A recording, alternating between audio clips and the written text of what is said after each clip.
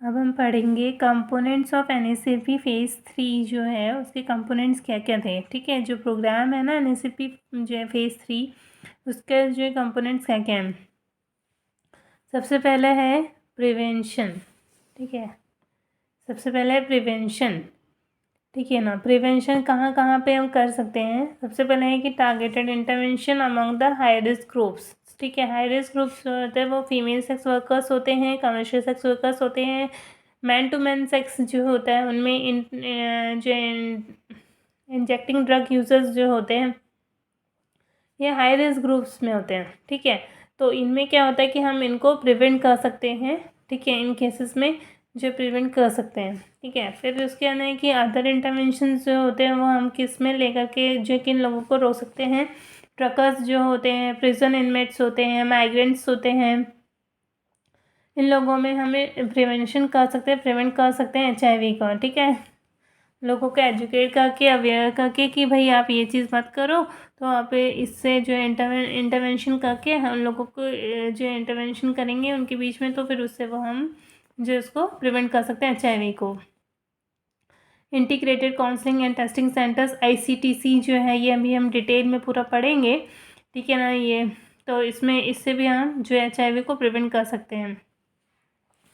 उसके बाद में है कि ब्लड सेफ्टी जो ब्लड जो ट्रांसफ्यूशन करते हैं उसको सेफली जो है वो ब्लड ट्रांसफ्यूशन करना चाहिए, including the mobile blood bank जो होते हैं उसको भी इंक्लूड करना है उसमें, और जो ब्लड ट्रांसफ्यूशन सेव करना है।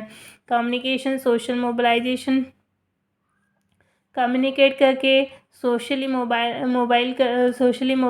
मोबाइलाइजेशन करके लोगों से एक दूसरे से एकजुट होकर के लोगों से मिलजुल करके अगर बात करेंगे तो उससे हम उसको प्रिवेंट कर सकते हैं। कम्युनिकेट करके उसको हम प्रिवेंट कर सकते हैं। ठीक है, केयर, सपोर्ट एंड ट्रीटमेंट।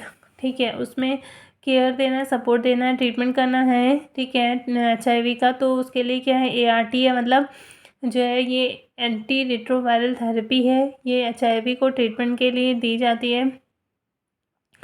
ठीक है, इसमें जो है एक तो ART दी जाती है, एक बच्चों के लिए अलग होता है, तो जो है ART। ठीक है, पेडियाट्रिक्स ART ट्रीटमेंट होता है। सेंटर्स ऑफ एक्सीलेंस जो होता है उस वहाँ से भी हम ट्रीटमेंट दे सकते हैं। ठीक है, केयर देते हैं, सपोर्ट देते हैं।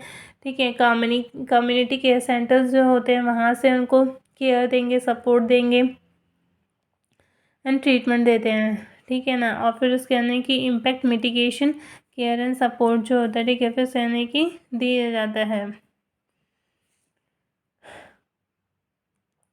कम्युनिटी केयर सेंटर्स जो हैं वहाँ से केयर एंड सपोर्ट दिया जाता है। उसके बाद में आते हैं हम कैपेसिटी बिल्डिंग। कैपेसिटी बिल्डिंग जो है तो उसमें आएंगे तो हम उसमें बोलते हैं कि जो है सपोर्ट इस्टेब्लिश कीजिए, कैपेसिटी जो है वो बढ़ाइए सपोर्ट के लिए, और कैपेसिटी जो है वो स्ट्रेंथन करना है।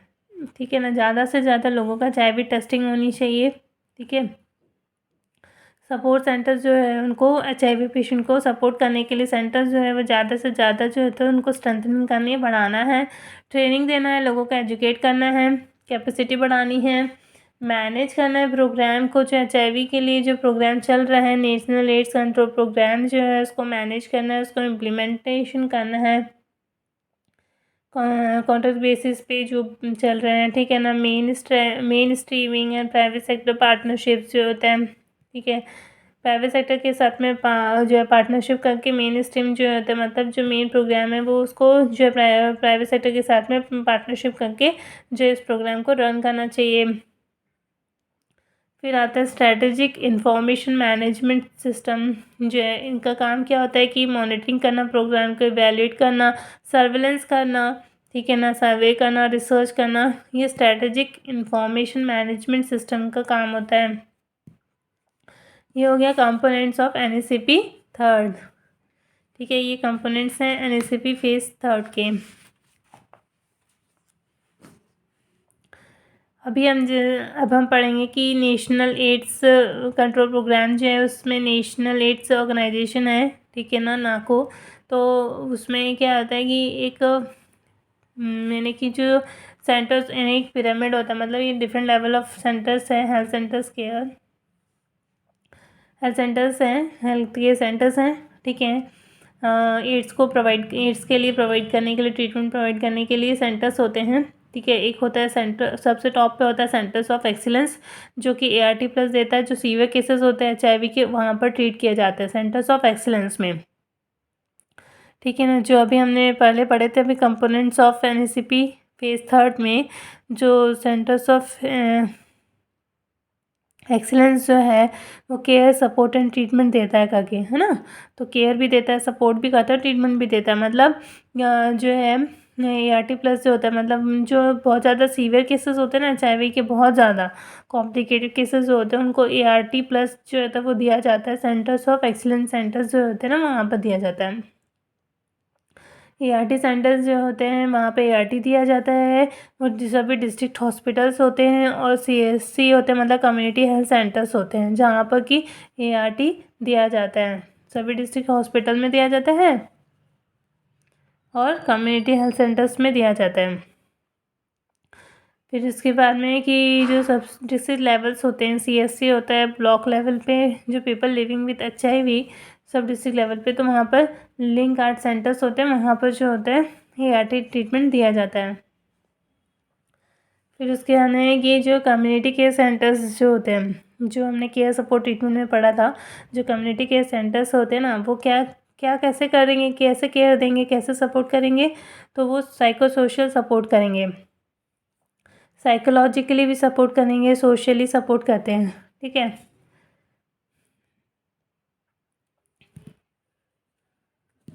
फिर उसके अंदर है कि आउटरीच सर्विसेज जो होती हैं, कम्युनिटी केयर सेंटर्स जो होते हैं, जो दूर तक के नहीं पहुंच पाते हैं सर्विसेज, तो वहाँ तक के कम्युनिटी केयर सेंटर्स जो होते हैं वो सर्विसेज को प्रोवाइड करते हैं HIV पेशेंट के लिए।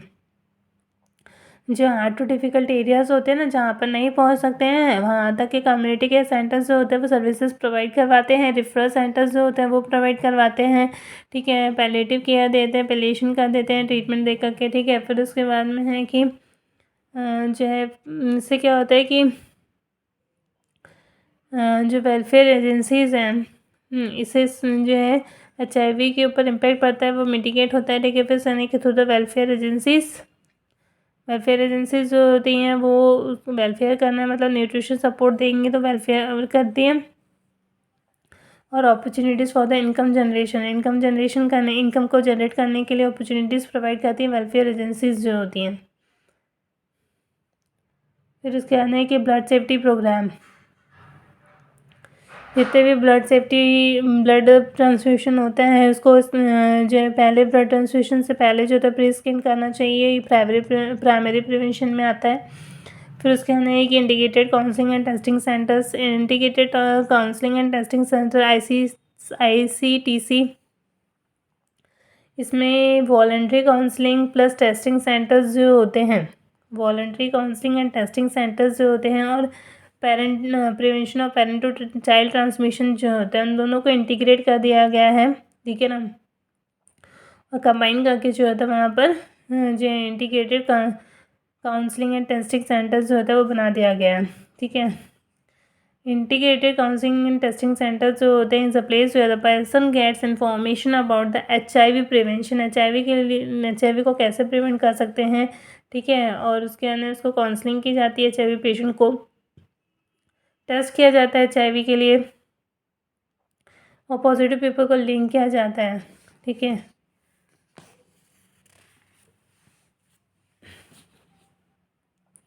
पॉजिटिव पीपल को लिंक किया जाता है with the treatment and care and support system के साथ में, ठीक है। ज़्यादा से ज़्यादा positive people treatment, care and support system के साथ में जुड़ेंगे तो जल्दी से जल्दी लोगों का ट्रीटमेंट मिलेगा, लोगों को केयर मिलेगा, सपोर्ट मिलेगा, तो जल्दी से ज़्यादा HIV का हम ट्रांसमिशन रोक पाएंगे, प्रिवेंट कर पाएंगे।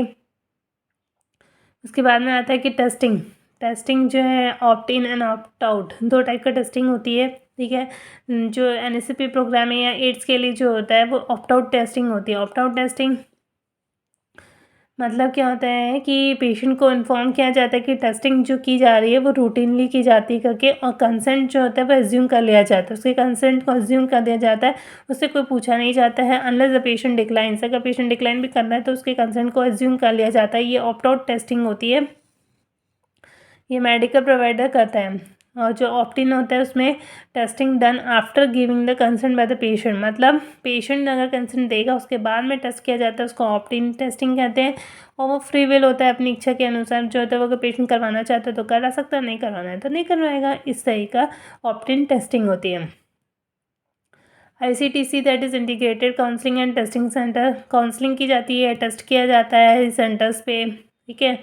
अब इसके फंक्शन क्या होते हैं? सबसे पहले कि HIV के लिए डायग्नोस्टिक टेस्ट किए जाते हैं, ठीक है ना, डायग्नोस्टिक टेस्ट किए जाते हैं।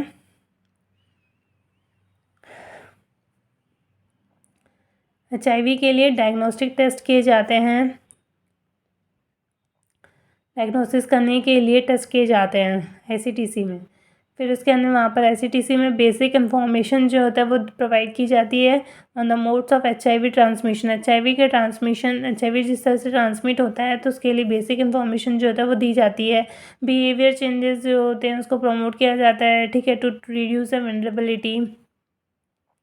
वनरेबल सेक्शंस जो होते हैं ना उन लोगों में बिहेवियर को चेंज करने के लिए जो है तो प्रमोट किया जाता है कि आप जो है सेक्शुअल यानी कॉन्डोम यूज़ करिए, जो है अगर आपको जो अगर आपके जो स्पाउस है तो वो अगर इन्फेक्टेड है तो आप वहाँ पर कॉन्डोम यूज़ करिए, बिहेवियर चेंज करिए, तो उससे आप जो है वनरेबिलिटी आपकी कम हो जाएगी करके।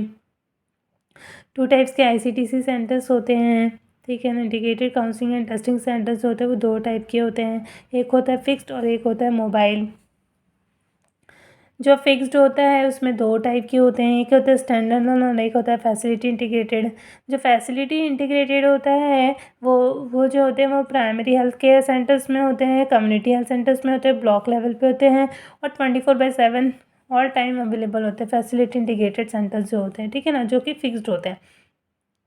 इनमें जो होता है रैपिड HIV टेस्टिंग किट जो होता है वो दी जाती है, प्रोवाइड की जाती है, ठीक है। जो स्टैंड अलोन जो होते हैं ICTC जो सेंटर्स होते हैं वो मेडिकल कॉलेजेस में होते हैं, डिस्ट्रिक्ट हॉस्पिटल में होते हैं, CSC सेंटर्स में होते हैं, सब डिस्ट्रिक्ट हॉस्पिटल्स में होते हैं।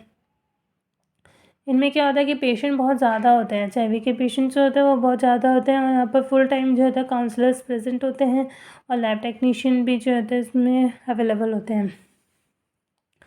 और जो मोबाइल ICTC सेंटर्स होते हैं ना वो पब्लिक प्राइवेट पार्टनरशिप के साथ में जो होता है ये काम करते हैं। एक वैन होती है जिसमें कि स्पेस होता है जनरल एग्जामिनेशन कंडक्ट करने के लिए। इनमें काउंसलिंग की जाती है HIV पेशेंट की, ब्लड सैंपल कलेक्ट किया जाता है और जो हार्ड टू रीच एरियाज़ होते हैं जहाँ पर पहुँच पाना बहुत ही मुश्किल होता है, ठीक है ना, वहाँ पर ये मोबाइल जो होता है ICTC सेंटर जो होता है वो जाते हैं, ठीक है ना। एक वैन होती है वो पहुँच जाती है जहाँ पर नहीं जा पा सकते, ठीक है ना, लोग नहीं आ पाते तो वहाँ पर ये वैन चले जाती है वहाँ तक कि वहाँ लोगों का HIV के लिए जो भी सर्विसेज है वो प्रोवाइड करवाती है। एक महीने में मोर देन 150 जो होता है HIV टेस्ट किए जाते हैं इस मोबाइल वैन के थ्रू, ठीक है ना। और HIV प्लस STI जो होता है that means HIV and sexual transmitted infection जो होते हैं उनके लिए क्या होता है कि यहाँ पर सिंड्रोमिक अप्रोच जो होती है वो की जाती है, ठीक है, क्योंकि लैब इन्वेस्टिगेशन नहीं किया जाता मोबाइल वाले में।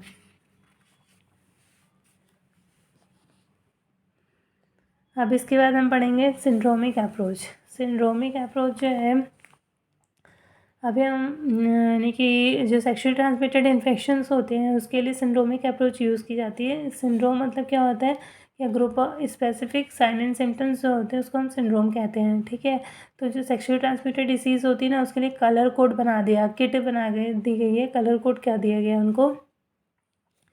अगर किसी को यूरिथ्रल डिस्चार्ज है या किसी को एनोरेक्टल डिस्चार्ज है या सर्वाइकल डिस्चार्ज है, ठीक है ना, तो वो ग्रे कलर की किट जो होता है उसको दी जाती है। और मेल्स में अगर स्क्रॉटल स्वेलिंग है तो उसको एजिथ्रोमाइसिन दिया जाता है और सिफेक्सिम दी जाती है, ठीक है।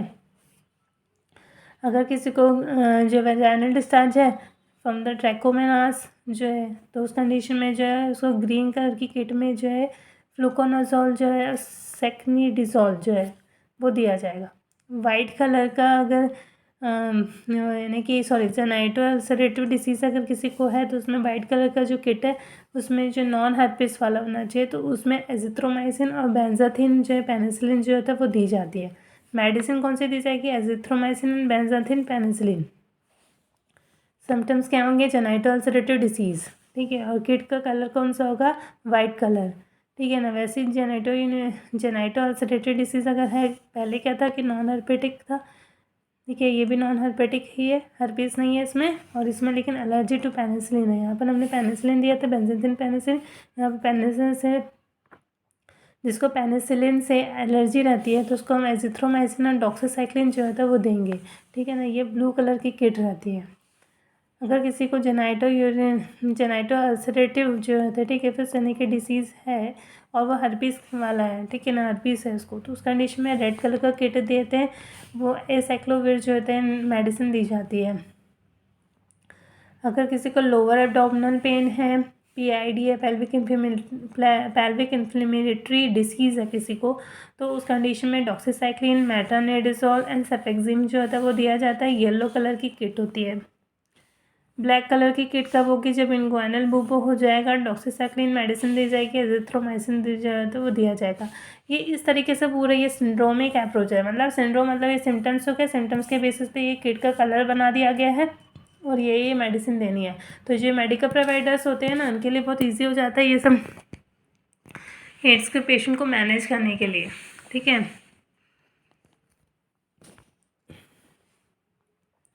उसके बाद में आते हैं हम PPTCT। मतलब पहले क्या था कि पहले MTCT कहा जाता था इसी को, मदर टू चाइल्ड ट्रांसमिशन, लेकिन अब इसको कहते हैं prevention of parent to child transmission, ठीक है ना। इसी को इंटीग्रेट कर दिया गया ICTC में, इंटीग्रेटेड चाइल्ड जो है टेस्टिंग सेंटर्स जो है, ठीक है ना, वहाँ पर इसको इंटीग्रेट कर दिया गया।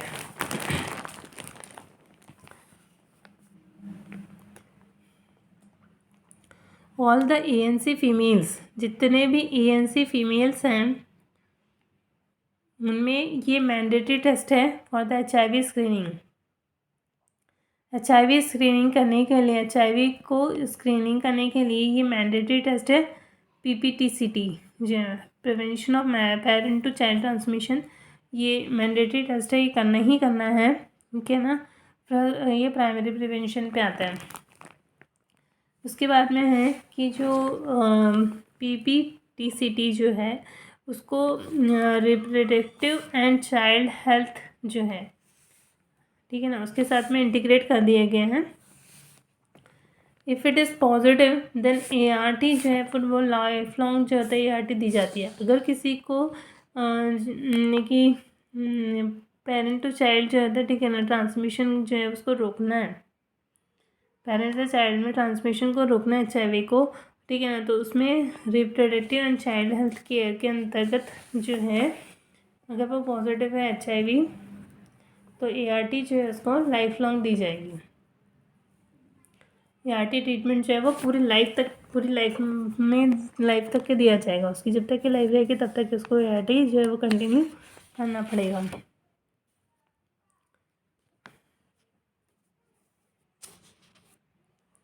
Provision of all the pregnant women with the diagnostic and prevention care and treatment, ठीक है, ये जो प्रोवाइड करवाना है, ठीक है, provision of all the pregnant women with the diagnostic and prevention care and treatment. मतलब जितने भी प्रेग्नेंट वुमेन है ना उनको क्या चीज़ प्रोवाइड करवानी है? डायग्नोसिस के लिए टेस्ट प्रोवाइड करवाने हैं, डायग्नोस करने के लिए, प्रिवेंशन जो है, ठीक है, केयर, ट्रीटमेंट, ये सब प्रोवाइड करवाना है। कहाँ पर प्रोवाइड करवाना है? PPTCT में, that means prevention to parent to child transmission, ठीक है ना, पेरेंट से चाइल्ड में ट्रांसमिट ना हो, इसमें ये सब डायग्नोसिस टेस्ट प्रोवाइड करवाना है, प्रिवेंशन करना है, केयर करना है, ट्रीटमेंट करना है। प्रोफाइलैक्सिस के रूप में जो है नेवरेपिन जो है वो सिंगल ओरल डोज जो होता है वो दिया जाता है, ठीक है, जो कि मोस्ट कॉमनली है। मदर में 200 मिलीग्राम दिया जाता है नेवरेपिन जो है, और न्यूबॉर्न में 2 मिलीग्राम पर kg दिया जाता है। ये मादा में जैसे ही लेबर ऑनसेट होगा तब देना है, और न्यूबॉर्न जो होता है बच्चा उसमें << 2 ऑफ बर्थ जो है वो उसको देना है। ठीक है, अब आते हैं हम HIV सर्वेलेंस। HIV सर्वेलेंस में